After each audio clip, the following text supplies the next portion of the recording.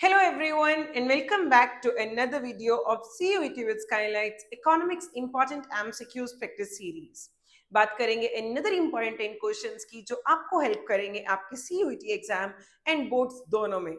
तो चलिए शुरू करते हैं आज के फर्स्ट क्वेश्चन से एंड वो क्वेश्चन है dash receipts are those receipts which either creates liability receipts which either create liability or cause reduction in the assets of the government. Okay, तो देखिए सबसे पहले हम जब भी गवर्नमेंट बजट को पढ़ेंगे तो हमें ये देखना है कि बजट के टू मेन कंपोनेंट्स होते हैं।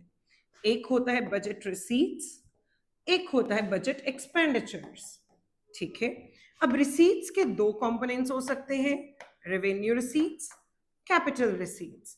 ऐसे ही एक्सपेंडिचर के दो कंपोनेंट्स होते हैं, रेवेन्यू एक्सपेंडिचर, कैपिटल एक्सपेंडिचर।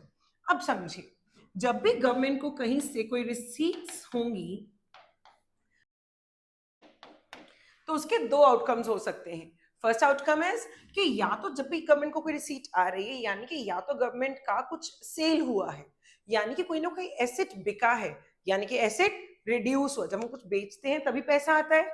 ठीक है, तो गवर्नमेंट ने या तो अपना एसेट कम किया है, एसेट्स रिड्यूस हुए हैं।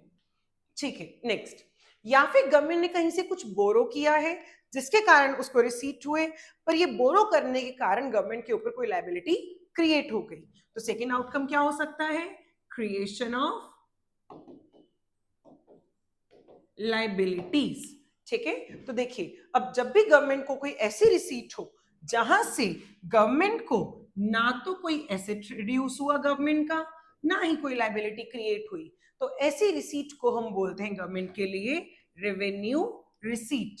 पर अगर इन दोनों में से कुछ भी हो जाए, या तो गवर्नमेंट की एसेट्स कम हो जाए या लायबिलिटीज क्रिएट हो जाए, इधर एसेट्स रिड्यूस हो जाए और लायबिलिटी क्रिएट हो जाए, तो ऐसी रिसीट को हम बोलते हैं capital receipt.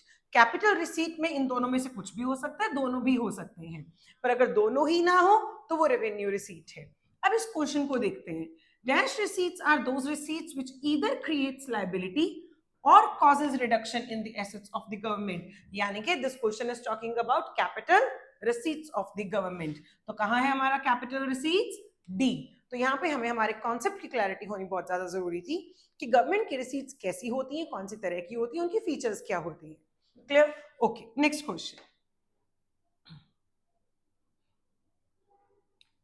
Yes, dash receipts are those receipts which neither creates any asset liability nor cause any reduction in the assets of the government।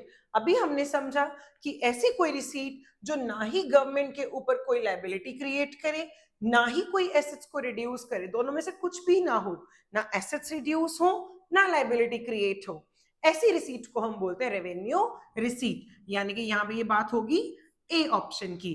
Capital भी नहीं हो सकता, रेकरिंग ऐसा कुछ भी नहीं है, फिक्स रिसीट्स नाम का भी कुछ नहीं है। Clear? Okay, third question. Yes, dash is that expenditure. अब ये बात कर रहे हैं एक्सपेंडिचर के बारे में, of government which neither results in creation of any asset nor leads to reduction in liability of the government. अब समझिए, अभी तक हमने बात की थी रिसीट्स की, अब हम बात करेंगे बजट एक्सपेंडिचर की। मैंने आपको बताया कि एक्सपेंडिचर के दो मेन कंपोनेंट्स हो सकते हैं, रेवेन्यू एक्सपेंडिचर, कैपिटल एक्सपेंडिचर। जब भी गवर्नमेंट कोई एक्सपेंडिचर करेगी यानी कि कोई खर्चा करेगी, देखिए हम भी जब कोई खर्चा करते हैं तो हमें यही होता है कि या तो हमारी कोई एसेट बन जाए, कोई चीज बन जाए, कि हमने खर्चा किया तो कोई घर बन गया, कोई प्रॉपर्टी, कोई कंपनी, कुछ भी है ना, कोई एसेट बन जाए।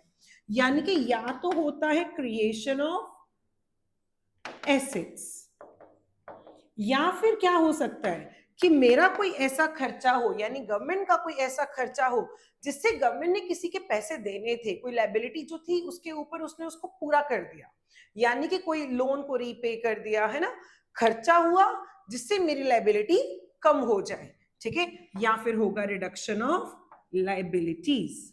क्लियर?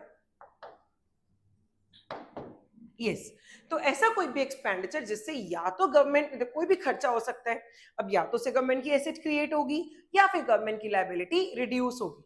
अगर इन दोनों में से कुछ भी ना हो, यानी कि ना तो एसेट्स क्रिएट हुई ना ही लाइबिलिटीज रिड्यूस हुई। अगर दोनों में से कुछ भी नहीं हुआ तो यानी कि ये होगा रेवेन्यू एक्सपेंडिचर। अगर इन दोनों में से कुछ भी हो गया, इधर एसेट्स क्रिएट हो गई और लाइबिलिटीज रिड्यूस हो गई, उस एक्सपेंडिचर को हम बोलते हैं गवर्नमेंट के लिए कैपिटल एक्सपेंडिचर। अब यहां पे इस क्वेश्चन को देखें, dash is that expenditure of government which neither results in creation of any asset nor leads to reduction in liability of the government। ना ही एसेट ना ही एसेट क्रिएट होती है, ना ही कोई लाइबिलिटी रिड्यूस होती है। यानी कि किसकी बात कर रहे हैं, ये रेवेन्यू एक्सपेंडिचर की बात कर रहे हैं। This is our B option and this is the right answer. तो कैपिटल एक्सपेंडिचर नहीं हो सकता क्योंकि कैपिटल में इधर या तो एसेट्स जो है वो क्रिएट होती है या लाइबिलिटीज रिड्यूस होती है। Primary expenditure is nothing, secondary expenditure is nothing in government budget. So the answer is B option. Fourth question. Dash is that expenditure which leads to creation of asset और reduce liability of the government। आ गया ना यहाँ पे either और का case, तो जब भी either और का केस होता है वो कौन सा होगा, कैपिटल का केस होगा। तो सबसे पहली चीज एक्सपेंडिचर बोला, तो आप ये देखिए सारे ही ऑप्शंस एक्सपेंडिचर्स के हैं, ठीक है। which leads to creation of asset और reduce liability। अब या तो एसेट क्रिएट होगी या लाइबिलिटी रिड्यूस होगी, तो आंसर इज कैपिटल एक्सपेंडिचर, इधर और का केस है। यस देखिए जो रेवेन्यू का केस होता है वो नीदर नॉर का केस होता है, पर जो इधर और का केस होता है वो कैपिटल का केस होगा। आगे yes dividends received from public sector undertakings are a part of government's what। पहली चीज ये रिसीव हुआ है तो ये क्या होगा, ये होगा रिसीट्स, ये रिसीट्स का ऑप्शन होगा। क्लियर। तो यहां पे ये देखिए एक्सपेंडिचर को हम एक्सक्लूड कर देते हैं। अब ऑप्शन क्या है, non tax revenue receipts, tax receipts, capital receipts. पहले तो आप ये देखिए ये जो डिविडेंड्स गवर्नमेंट को रिसीव होते हैं, क्या ये अब रिसीव हुआ है तो रिसीट, क्या ये गवर्नमेंट के ऊपर कोई लाइबिलिटी क्रिएट करते हैं या गवर्नमेंट की कोई एसेट्स को ये रिड्यूस करते हैं। ठीक है, पहले आप ये देखिए। अब जब डिविडेंड आएगा क्या इससे कोई लाइबिलिटी क्रिएट हुई, नहीं, कोई लाइबिलिटी सरकार के ऊपर क्रिएट नहीं हुई, यानी सरकार को इसे वापस नहीं करना किसी को भी। क्या कोई एसेट रिड्यूस हुई, एसेट भी कोई रिड्यूस नहीं हुई, है ना। तो ये कौन सा ऑप्शन हुआ, ये हमारा रेवेन्यू रिसीट होगा पहली चीज। तो कैपिटल रिसीट्स भी हम एक्सक्लूड कर देंगे। अब टैक्स रिसीट्स या नॉन टैक्स रिसीट्स, क्या ये टैक्स के रूप में आ रही है गवर्नमेंट को, डिविडेंड्स टैक्स नहीं होता तो ये क्या होगा, ये टैक्स रिसीट हो नहीं सकता, it is non tax revenue receipt. Clear. आगे sixth question, direct tax is called direct because it is collected directly from. पहली चीज डायरेक्ट टैक्स हम उस टैक्स को बोलते हैं which is levied on the person, ठीक है, and is paid by the same person. यानी कि direct tax is the tax which is paid by the person on whom it is levied या on whom it is imposed. Clear, जिस पे लगाया गया है वही पे करेगा। ये डायरेक्ट टैक्स के केस में जो बर्डन ऑफ टैक्स है वो शिफ्ट नहीं किया जा सकता। क्लियर, ठीक है, बिल्कुल सही। अब हम उसे डायरेक्ट क्यों बोलते हैं, एक बार ऑप्शंस देखते हैं। तो प्रोड्यूसर्स ऑन गुड्स प्रोड्यूस्ड, नहीं, देखो पहली चीज जो डायरेक्ट टैक्स होता है वो कभी भी गुड्स एंड सर्विसेज पे नहीं लगता, इनडायरेक्ट टैक्स हमेशा गुड्स एंड सर्विसेज पे लगता है। तो यहाँ पे आप ये भी चीज देख सकते हो कि डायरेक्ट टैक्स को डायरेक्ट इसलिए बोलते हैं कि क्या वो प्रोड्यूसर्स पे लगता है for goods producing, no, goods पे तो लगता ही नहीं। The sellers on goods sold, नहीं जी, क्योंकि सेलर्स तो जब आगे बेचेंगे गुड्स को वो अपने कंज्यूमर से ले लेंगे, कस्टमर से ले लेंगे, तो जिससे कि बर्डन जो है वो शिफ्ट हो जाएगा। और यहाँ पे जो प्रोड्यूसर्स जब गुड्स प्रोड्यूस करेंगे अगर उन पे लगेगा तो वो भी अपने कस्टमर से ले लेंगे, तो यहाँ पे तो बर्डन शिफ्ट हो रहा है, तो ये तो डायरेक्ट हो ही नहीं सकता। The buyers of goods, no, क्योंकि गुड्स एंड सर्विसेज पे इनडायरेक्ट टैक्स लगता है। Answer is the income earners, जिसकी इनकम होगी उसी के ऊपर ये टैक्स इंपोज होगा और वही पे करेगा। Clear, okay, right answer is D option. Okay, our next question is seventh question, which of the following is a non tax receipt। तो देखिए ऐसी रिसीट जो गवर्नमेंट को रिसीव हो रही है पर वो टैक्स के रूप में नहीं हो रही, वो टैक्स के फॉर्म में नहीं हो रही, ऐसी रिसीट को हम बोलते हैं नॉन टैक्स रिसीट। तो देखिए गिफ्ट टैक्स नाम से पता लग रहा है ये टैक्स रिसीट है, सेल्स टैक्स टैक्स रिसीट है, gifts and grants and excise duty. Excise duty भी एक टैक्स है जो मैन्युफैक्चरर्स के ऊपर लिवाई किया जाता है, तो ये भी नहीं हो सकता। गिफ्ट्स एंड ग्रांट्स ये रिसीट है गवर्नमेंट के लिए, पर टैक्स की फॉर्म में नहीं है, it is other than tax. Clear? तो ये होगा हमारा नॉन टैक्स रिसीट। तो स्टूडेंट्स, जो भी बच्चे यहाँ पे इस वीडियो को देख रहे हैं, अगर आप ऐसे ही और क्वेश्चंस की प्रैक्टिस करना चाहते हो तो आप स्क्रीन पे दिए गए हुए QR कोड को स्कैन कर सकते हो और मेरे साथ प्रैक्टिस कर सकते हो। और बहुत सारे क्वेश्चंस, ऐसे ही बहुत सारे क्वेश्चंस आप प्रैक्टिस करके अपना CUET एग्जाम टारगेट कर सकते हो। तो स्क्रीनशॉट लीजिए इस QR कोड का और स्कैन करके प्रैक्टिस कीजिए और बहुत सारे MCQs। Clear? Okay, next question. Okay, the repayment of loans is an example of. तो रीपेमेंट ऑफ लोन्स, देखिए लोन्स को रीपे करना ये गवर्नमेंट के लिए एक तरीके का आउटफ्लो ऑफ मनी है, तो ये गवर्नमेंट के लिए क्या होगा? एक्सपेंडिचर। बिल्कुल सही। अब सारे ही ऑप्शंस एक्सपेंडिचर के हैं, थोड़ा और आगे चलते हैं। रीपेमेंट ऑफ लोन्स, अब एक्सपेंडिचर जब भी गवर्नमेंट करेगी तो या तो क्रिएशन होता है किसका? एसेट्स का, है ना, दो केसेस, या फिर लाइबिलिटीज रिड्यूस होती हैं। अब इससे क्या होगा? रीपेमेंट ऑफ लोन्स, मैंने लोन को रीपे कर दिया, गवर्नमेंट ने कोई लोन लिया था, वो गवर्नमेंट के ऊपर लाइबिलिटी थी, आज गवर्नमेंट ने उसको रीपे कर दिया, तो लाइबिलिटी रिड्यूस हो गई ना गवर्नमेंट के लिए, तो लाइबिलिटीज रिड्यूस हो गई हैं, यानी कुछ ना कुछ इवेंट क्रिएट हुआ है, कोई ना कोई इवेंट हुआ है, तो ये कौन सा एक्सपेंडिचर होगा? कैपिटल एक्सपेंडिचर होगा। तो answer is A option. Non plan नहीं हो सकता, रेवेन्यू तो बिल्कुल भी नहीं हो सकता, प्लान एक्सपेंडिचर भी नहीं है। हम यहां पे कैटेगराइज करेंगे कैपिटल या रेवेन्यू। ठीक है? Okay, 9th question.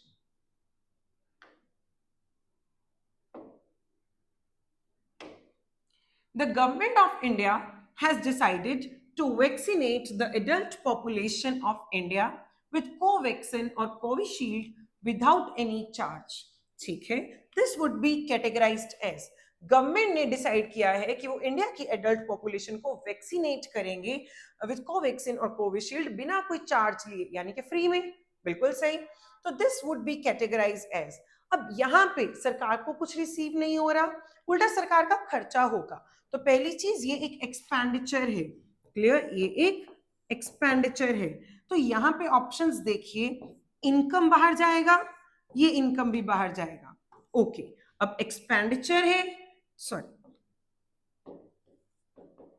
अब एक्सपेंडिचर है तो फिर से दो इवेंट्स, या तो एसेट्स क्रिएट होंगी या फिर लाइबिलिटीज रिड्यूस होंगी।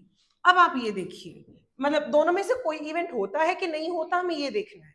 तो जब गवर्नमेंट ये खर्चा करेगी तो क्या गवर्नमेंट की कोई एसेट बनी उससे? नो। क्या गवर्नमेंट की कोई लाइबिलिटी थी जो गवर्नमेंट ने उतारी है? नो। तो ये दोनों ही इवेंट्स नहीं हुए, तो ये कौन सा खर्चा हुआ गवर्नमेंट के लिए? रेवेन्यू खर्चा हुआ, यानी कि रेवेन्यू एक्सपेंडिचर। तो कैपिटल नेचर एक्सपेंडिचर? नो, क्योंकि कैपिटल नेचर एक्सपेंडिचर क्या करता है? या तो एसेट्स को क्रिएट करता है या लाइबिलिटीज को रिड्यूस करता है, पर ये दोनों ही नहीं हो रहे हैं यहाँ पे, सॉरी, तो ये दोनों ही नहीं हो रहे हैं यहाँ पे, तो हम क्या मानेंगे कि ये कौन सा एक्सपेंडिचर हुआ? Revenue nature expenditure. ओके, अब आंसर इज सी ऑप्शन। चलिए, तो आज का last question is, dash is और are debt creating capital receipts for the government. जो गवर्नमेंट के ऊपर डेट क्रिएट करे, यानी कि लाइबिलिटी क्रिएट करे, तो देखते हैं, recovery of loans from state, एक बार दोबारा देखते हैं, इट सॉरी,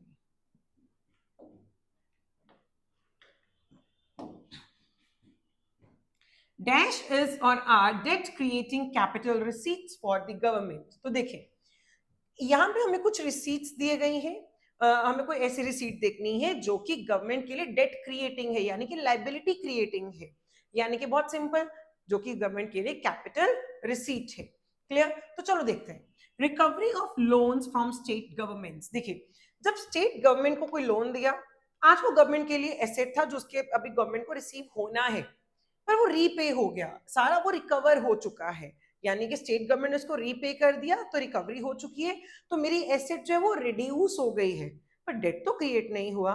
ठीक है? बेशक जो एसेट रिड्यूस होना, यानी कि है तो कैपिटल रिसीट, पर वो डेट क्रिएटिंग नहीं है, तो ये इसका आंसर नहीं होगा। Sale of public sector undertakings, तो देखो sale of public sector undertaking, sell कर दिया, पैसे आ गए, बिल्कुल ठीक है, पर यहां पे कोई डेट क्रिएट हुआ नहीं हुआ, कोई लाइबिलिटी क्रिएट नहीं हुई। Okay, borrowings from world bank, borrowings from world bank, कुछ बोरो किया है वर्ल्ड बैंक से, तो यानी कि मेरे ऊपर लाइबिलिटी क्रिएट हो रही है, तो रिसीव भी हुआ, रिसीट भी है, पर डेट क्रिएटिंग रिसीट है, यही हमसे पूछा गया, तो answer is C option. Okay, D भी एक बार देख लीजिए, partial sale of government shares in a company, government shares बेच दिए, पार्शियली सेल कर दिए, गवर्नमेंट की एसेट्स को रिड्यूस कर रहे हैं, पर डेट क्रिएटिंग नहीं है, लाइबिलिटी क्रिएटिंग नहीं है, तो अगर आंसर इज सी ऑप्शन। तो ये थे आज के 10 इंपॉर्टेंट क्वेश्चंस जो आपको हेल्प करेंगे आपके सीयूईटी इकोनॉमिक्स के एग्जाम में एज वेल एज आपके बोर्ड एग्जाम में। अगर ऐसे ही क्वेश्चंस की और प्रैक्टिस करना चाहते हैं तो स्क्रीन पे दिए गए क्यूआर कोड को स्कैन कीजिए एंड प्रैक्टिस कीजिए ऐसे बहुत सारे मल्टीपल चॉइस क्वेश्चंस। तो अगर आपको ये वीडियो अच्छी लगे, kindly like and share this video with your friends and also please subscribe the channel.